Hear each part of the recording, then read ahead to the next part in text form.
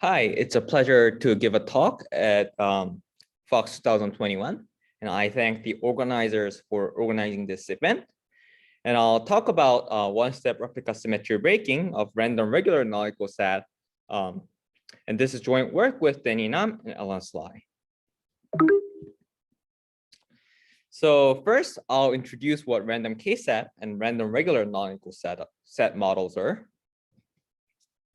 So as you all know, random Kset is a canonical example of random constraint satisfaction problem. And random constraint satisfaction problems are, you have some finite number of variables taking values in some alphabet, and they're subject to some random constraints. And in the context of random Kset, we have n variables taking values in either true or false, or equivalently plus or minus. And then you have m clauses, which are m constraints, taking the or of k variables uniformly chosen from plus minus xi's. So an example of a three-step formula with 4 clauses is given as follows. So each parenthesis here represents a clause or a constraint. And the constraint is, the first constraint is, for example, plus x1 or plus x2 or minus x3. This problem is parameterized by the density of clauses, which I'll denote it by alpha, which is equal to m over n. And the first question is, how large can alpha be for a satisfying solution to exist? So actually, there's a graphical description of this Kset formula as a bipartite hypergraph. For example, take a 4-step formula with 3 clauses as follows. For example, the first constraint is plus x1 or plus x3 or minus x5 or minus x7. We can encode this formula as a bipartite hypergraph with literals plus minus living on the edges. So for each clause, you generate a square node, and for each variable, you generate a circle node. And if this variable participate in this clause, you connect these nodes. And then since the first constraint is plus x1 or plus x3 or minus x5 or minus x7, you connect first clause to first and third and fifth and seventh variable, and then you put plus literals on the first 2 edges and the minus literal on the last 2 edges. Actually, in this talk, I'll consider a variant of this model. So given a Kset formula, an assignment x is a non-equal set solution if both x and minus x are satisfying this formula. Also, it's d-regular if every variable is in d number of clauses. So in terms of that graph that I've shown you in the previous slide, random regular non-equal set instance will have k degree k for each clause and degree d for each variable. Then random d-regular k non-equal set instance is uniformly chosen from k comma d by bipartite vector graph with uniformly chosen literals. And the asymptotics that I'll consider is I'll fix k and d, and I'll let n and m goes to infinity, so that the resulting graph will be sparse. So given this model, there are many questions. The first question is, what's the satisfiability threshold? For which values of alpha are there satisfying assignments? So it turns out that for these models, there's the critical threshold alpha SAT, such that if alpha is below alpha SAT, there is a solution with high probability, and if alpha is above alpha SAT, there is no solution with high probability. Other questions include what's the free energy? Namely, if there is a solution, how many solutions are there? And also, what's the geometry? How does the solution space look like? And also, what's the overlap? What does the joint distribution of several solutions look like? And also, algorithmic, can solutions be found efficiently? And in this talk, I'll mainly talk about the geometry and the overlap of the random regular non-equal set model. Next, I'll talk about replica symmetry breaking predictions for these models arising from theoretical physics. So these replica symmetry breaking predictions, denoted by RSB, these RSB predictions were developed to study a different model called spin glasses, which are actually models to study disordered magnets. And physicists have realized many of the random constraint satisfaction problems, including the ones I've mentioned, random Kset and random regular non-equal set, but also random coloring, which is finding a proper coloring of a random graph, say Erdős-Schrödinger random graph. These problems can be recast as a different version of the spin glass models called dilute mean field spin glasses. And here, R step RSB means that there's a clustering of assignments with R levels of hierarchies. And random regular non-equal set model and the random Kset model for k bigger than or equal to 3 is predicted to be in one RSB universality class. So what does this mean mathematically? So this is the conjecture phase diagram for random constraint satisfaction problems in one RSB class. So these square boxes, they represent the total possible configurations, which is the hypercube for the case of random Kset. And these black circles, they represent clusters of the solution space. Here, clusters are defined by the connected components of the solution space, where you connect two solutions if they differ by 1 bit. And from left to right, you're increasing alpha. That is, you're increasing the number of constraints. And these diagrams were taken from Krasakala et al. And Montanari et al. So if alpha is low, as you see on the two diagrams in the left, the solution space starts out as a well-connected cluster. That is, if there's a big cluster, big single cluster that contains most of the solutions. However, as alpha gets bigger, and in particular if alpha crosses alpha cluster, then the solution space decomposes into exponentially many clusters. And it is believed that the number of bits to cross one cluster to another is linear, which is also called energy barrier in terms of theoretical physics. And in this regime, two uniformly chosen solutions are near independent. And this regime is also called replica symmetry regime. And after alpha cond, the solution space is now dominated by a few largest clusters. That is, there is a bounded number of clusters which dominates the solution space. And in this regime, because there's non-negligible probability of two solutions being in the same cluster, two uniformly chosen solutions may be correlated. And this regime is called replica symmetry breaking regime.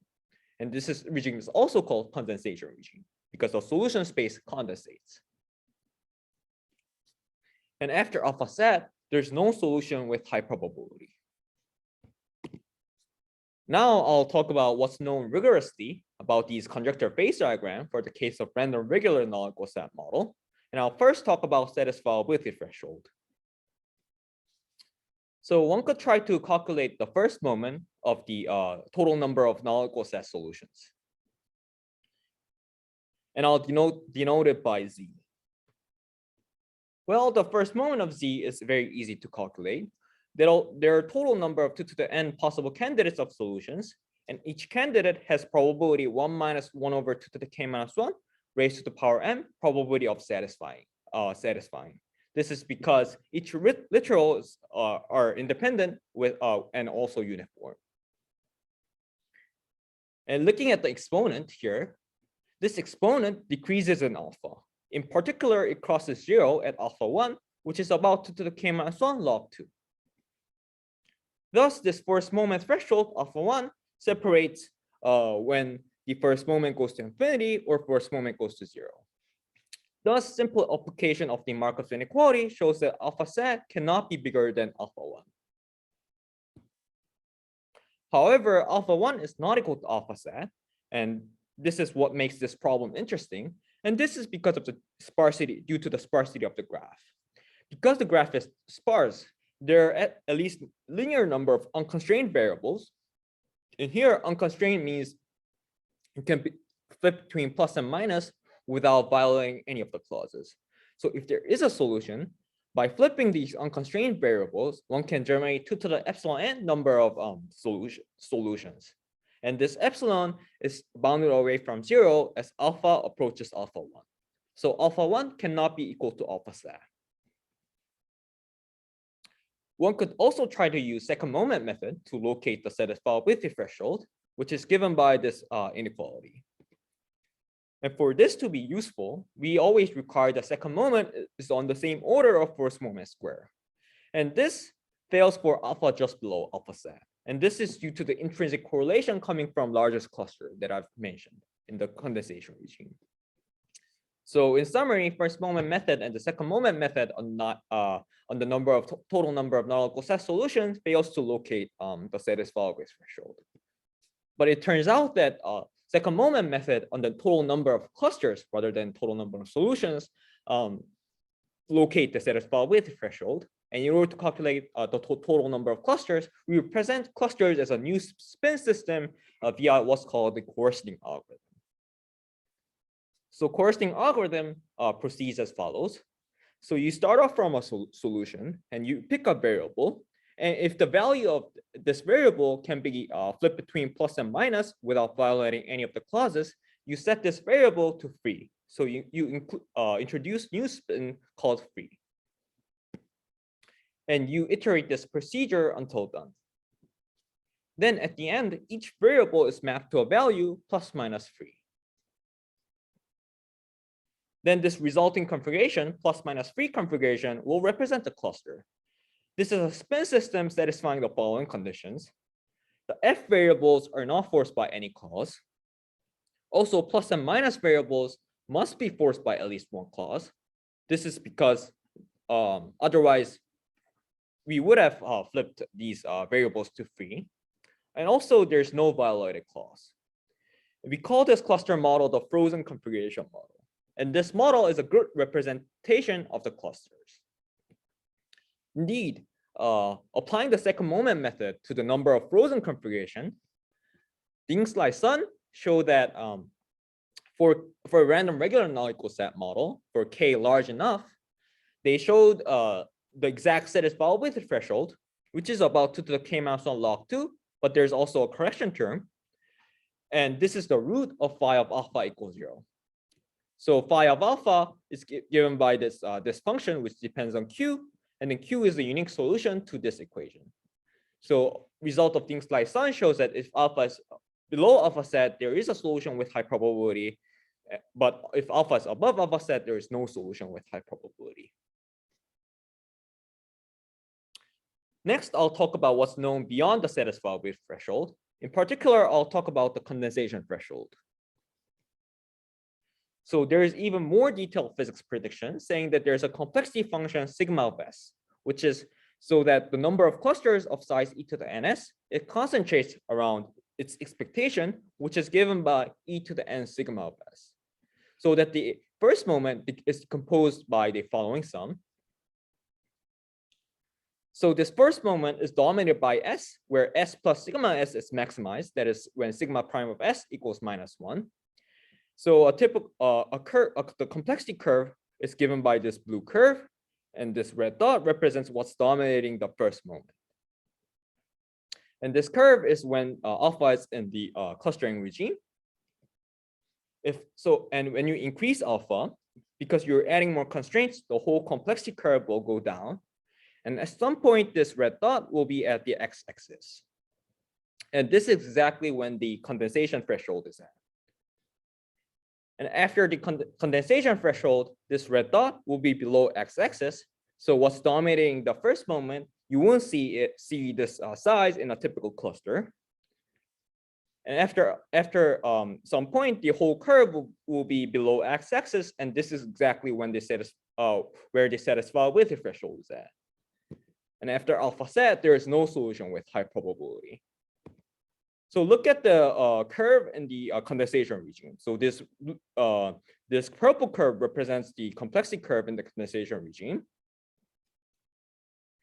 So in a typical picture, the whole solution space is dominated by a few large clusters that you will actually see. The largest cluster you will actually see, which is indicated by this purple dot. So in summary, if you know the complexity curve, you can read off the satisfiability threshold and the condensation threshold. But how do we actually compute the complexity curve, sigma of s? So the first moment, as I've mentioned before, this is dominated by S, such that it is where sigma prime of S equals -1, and this is indicated by this red dot.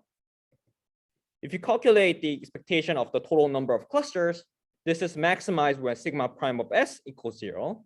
This is indicated by what's in this blue dot. But what's happening in a typical picture is that not the blue dot or red dot, but this purple dot. So in order to study this typical picture, the idea is you weight the cluster size by their size raised to the lambda. So you introduce a new random variable, z lambda, which is summing over all the cluster size raised to the lambda. Then its expectation will be given by this following sum. And this is maximized when sigma prime of S equals minus lambda. So by appropriately adjusting lambda, you can one can study what's happening in a typical picture. And indeed, this limit of 1/n log of expectation z lambda is the Legendre transform of sigma of S. So by studying moments of z lambda, one can imagine of getting achieving the complexity function. And indeed, this was done for in the paper Slice and Zhang. They show that for k large enough and random regular null equal set model, one can achieve the alpha condensation rigorously. And in the condensation regime, 1/n log of the total number of solution converges in probability to psi of alpha, which is also called the free energy. So now we get to the new result. So we studied the random regular null equal set model for k large enough in the condensation regime. So we show that for any epsilon, with probability 1 minus epsilon, one can find k of epsilon, which is bounded. And these k of epsilon number of largest clusters occupies 1 minus epsilon fraction of total solutions. So we show that in the condensation regime, bounded number of solutions occupy most of the solution space. And the cluster sizes of these largest cluster is about e to the n psi of alpha, which is of course predicted by the free energy, but there's also polynomial correction term. And the exponent in front of the polynomial correction term is -1/2 lambda of alpha. Here, lambda of alpha is exactly the negative slope of the purple curve that I've shown you in the previous slide. That is the negative slope of the tangent line of the complexity curve at the 0 of the complexity curve. Also, in the condensation regime, we show that two uniformly chosen solutions have normalized Hamming distance concentrated on 2 points. This is according to whether two solutions are in the same cluster or not. And sometimes this is the defining property of the 1RSB regime. And this result is the first result to characterize the condensation regime at the level of clusters for any random constraint satisfaction problems in the 1RSB class. Also, this reduces the exponential window of the size of the typical clusters to an O1 window. Finally, I'll finish my talk by mentioning some of the open problems. So all of the results that I mentioned before is for large enough k. And it is predicted in physics that these results should hold k as small as 3. So for small k, all of these problems are left open. Also, one could try to extend these results to other models, such as random graph coloring and also Kset. So the status viability threshold for Kset is known by Ding-Slice Sun, but figuring out the condensation threshold or the free energy is left open. One could also try to study other aspects of 1RSB phase diagram. For example, achieving the alpha cluster is not known at a rigorous level, and this is believed to be the reason of the algorithmic slowdown for finding a solution. Thank you for your attention.